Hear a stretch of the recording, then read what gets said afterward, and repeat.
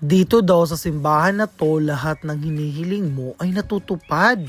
Mayong adlaw sa tanan! Ngayong araw nga ay kakatapos lang namin nag-attend ng kasal sa Tarlac. At ngayon naisipan namin na pumunta sa Pangasinan kasi pupuntahan namin ang napakalaki nilang simbahan dito. Hindi na nga ako makapaghintay na makita ang napakalaki nilang simbahan kasi sobrang sikat ng simbahan nila. At dinadagsa talaga ng mga turistang dumadayo dito. Saktong-sakto talaga kasi ang Tarlac malapit lang sa Pangasinan. Konting biyahe lang, makakarating na agad kami. At maya-maya nga ay nakarating na din tayo sa ating destinasyon. At dito pa lang sa loob ng sasakyan ay nakita ko na kung gaano kaganda ang simbahan nila. At dito nga sa likuran ng simbahan ay dito pwedeng mag-park. Kaya nag-park muna kami bago kami papasok dun sa simbahan. At mula nga dito ay pansin na pansin mo talaga kung gaano kadami ang nagbebenta ng mga kandila at rosary. At bumili na nga din ako agad ng rosary at saka kandila para mamaya magsisindi kami habang nagdadasal. At yung rosary naman ay pabibindisyon na natin para meron tayong souvenir mula dito. Saktong-sakto nga lang yung nabili kong kandila kasi tagdadalawa kami. At inabot ko na nga din agad ang mga kandila sa kanila. At pagkapasok nga namin dito ay bumungad agad sa amin ang napakalaki estatwa ng Berheng Maria. Maraming ang nagsasabi na kapag daw nagdasal ka dito, lahat daw ng hinihiling nyo ay natutupad daw dito. Kaya ganun na lang talaga ako kasabik at kagalak na makapunta dito at makapagsimba. Dati nakikita ko lang to sa mga video. Ngayon, nandito na talaga ako. At alam nyo ba na para talaga siyang buhay kapag tinititigan ninyo sa malapitan. At dito nga sa nakapalibot sa Berheng Maria ay pwede kayong magsindi ng mga kandila para magdasal. Hindi ko nga lubos sa kalain na makakapunta o makakadayo kami sa lugar na to. Kasi sobrang layo nito sa Bataan. Pero in God will, nakapunta talaga kami. Kahit ang lakas ng bagyo ngayon dito. At maya-maya nga ay naisipan na namin na magsindi na ng kandila para magdasal. Ito talaga yung dinayo namin dito, ang magdasal para matupad yung mga hinihiling namin. Ang pinagdasal ko nga dito ay good health para sa aming family at sana gabayan kami ng Diyos palagi sa lahat ng mga travel na ginagawa namin kahit saan mang lugar kami makarating. At nagpasalamat na din ako sa lahat ng mga biyaya na pinagkakaloob niya sa amin sa araw-araw. At pagkatapos ko ngang magdasal ay nagdasal na din yung partner ko. Kapag nga dumadayo kami sa iba-ibang mga lugar ay naghahanap talaga kami ng mga simbahan na pwede namin pagdasalan. At maya-maya nga ay natapos na rin yung partner ko sa pagdadasal. At ngayon nga ay lilipat na tayo sa loob ng simbahan. Titignan natin kung gaano ba kaganda ang loob ng simbahan nila dito. Mula nga dito sa likod ng simbahan nila ay tanaw na tanaw talaga kung gaano kadaming mga upuan ang nakapalibot mula dito dahil sobrang dami talaga mga turista ang gustong magsimba sa simbahan na to. At habang papalapit na nga kami sa loob ng simbahan ay excited na talaga akong makita kung gaano ba kalaki at kung gaano ba kaganda ang loob ng simbahan nila. At alam ko na kayo din ay gustong-gusto nyo din masilip kung gaano ba kaganda ang loob ng simbahan na to. At unang kita ko pa nga lang sa loob ng simbahan nila ay na-amaze talaga ako kasi para ka talagang pumasok sa palasyo kapag nandito ka. Sa mga hindi nga nakakaalam kung ano bang simbahan ang pinuntahan namin, ito po ang simbahan ng Our Lady of Rosary of Manaoag. At finally nga nakapunta na rin tayo dito. Pangarap ko lang talaga na makapunta dito but ngayon nandito na talaga tayo. At sa mga hindi pa nga nakakapunta dito at nagbabalak na magbakasyon ng Pangasinan, huwag nyo talagang kakalimutan na puntahan itong kanilang napakagandang simbahan dito para magdasal at para matupad din lahat ng mga hinihiling ninyo. Sobrang dami na ngang mga simbahan ang napuntahan namin at napasukan. Isa itong simbahan ng Our Lady of Rosary of Manaoag, isa sa malaking simbahan na napasukan ko. Amazed na amazed talaga ako sa sobrang laki ng simbahan nila at sa sobrang ganda din ng pagkakadesenyo ng kanilang simbahan dito. Habang nandito nga ako, minamasdan kung gaano kahaba ang lalakaran ninyo papunta doon sa altar ay napapa-amaze talaga ako kasi nai-imagine ko tuloy yung mga taong kinakasal dito kung gaano sila kasaya kasi sobrang ganda talaga ng simbahan na to. At kung nakapunta na rin kayo dito ay pwede kayong mag-comment dyan sa ating comment section at pag-usapan natin kung ano ba mga best experience ninyo mula dito. At sa mga hindi nga nakakaalam, unang beses ko pa lang nakapunta dito sa simbahan na to. And sobrang na-amaze talaga ako sa sobrang ganda at sa sobrang laki ng simbahan nila. Hindi na nga ako makapaghintay na malibot pa ang iba-ibang klaseng mga simbahan dito sa buong Pilipinas. Hindi ko nga magagawa to lahat kung wala ang suporta ninyo, kaya palagi ninyo akong suportahan at palagi ninyong subaybayan lahat ng mga ina-upload kong mga vlog dito sa aking Facebook page. Nang sa ganon ay marami tayong malibot na iba-ibang klaseng mga lugar, mapa dito man sa Bataan o sa ibang mga lugar dito sa Pilipinas. Pagkatapos nga namin magsimba dito sa Manaoag ay napagpasyahan na din namin na umuwi na kasi magagabi na rin. Hapon na kasi at mahigit 4 hours pa ang lalakbayin namin pauwi ng Bataan. Sobrang meaningful talaga ang pagpunta namin dito sa Our Lady of the Rosary of Manaoag. At sana makabalik kami dito sa susunod. Nang sa ganon ay malibot din namin kung gaano ba kaganda ang mga liguan o magandang tanawin na nandito sa Pangasinan. Kung may mga alam din nga kayo na magagandang mga spot na pwedeng galaan dito sa inyong bayan, ay pwede kayong mag-comment din dyan para sa susunod na pagbabalik namin ay hindi na kami mahirapan mag-search kung ano ba yung mga gusto namin puntahan dito sa inyong lugar. At dito ko na lang po muna i-end ang ating vlog. Kung hindi pa kayo nakakapag-follow sa akin, please follow me para palagi kayong updated sa ating mga ina-upload na daily video dito sa aking Facebook page. At kung may mga request nga kayo na gusto ninyo na puntahan namin sa susunod, ay pwede kayong mag-comment dyan sa ating comment section. At kung nagustuhan nyo naman yung ginawa nating video ngayon, ay pwede ninyong i-like, share, and mag-comment. At dito ko na lang po muna i-end ang ating vlog. Maraming salamat. God bless you all. Bye!